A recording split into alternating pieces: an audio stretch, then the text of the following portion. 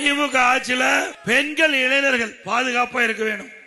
ஏன்னா அண்மையில் உங்களுக்கு தெரியும், ஒரு 9-10 மாசத்துக்கு முந்தி உங்கள் கனவை சொல்லுங்கள், உங்கள் கனவை, பல பேர் என்ன எங்களுடைய கனவை திமுக ஆட்சி போகணும், திமுக ஆட்சி அப்படின்னு பல பேர் சொன்னாங்க. பல பேர் இந்த ஆட்சியில ஏதோ நல்லது நடக்குன்னு சொன்னாங்க.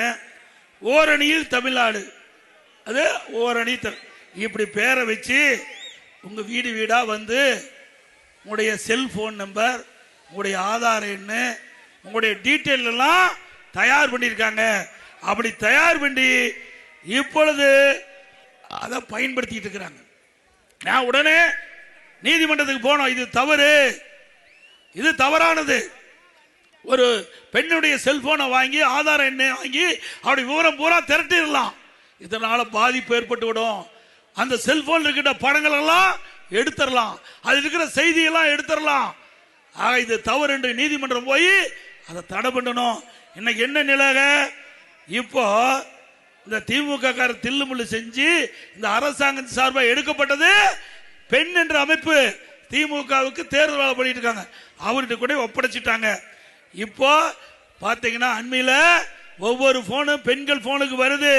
அதுல என்ன, உங்களுடைய திமுகவுக்கு வாக்களியுங்கள் அப்படின்னு வருது, நீங்க திமுகவுடைய ஆதரவாளர் அப்படின்னு வருது.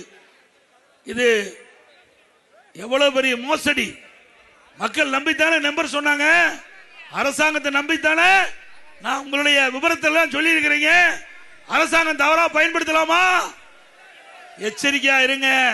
அது மட்டும் இல்ல, நீங்க போனை பண்றான், வீட்டில் இருக்கிறீங்களா இல்லையான்னு பாக்குறான், வீட்டில் இல்லாத போது வீட்டில் வந்து கொள்ளையடிச்சிட்டு போயிடறான். ஜாக்கிரதையா இருங்க பெண்கள், இளைஞர்கள், அதுவும் நம்முடைய மூத்த தாய்மார்கள் தான் ஜாக்கிரதையா இருங்க. ஏன்னா இதுல அவ்வளவு பிரச்சனை இருக்குது.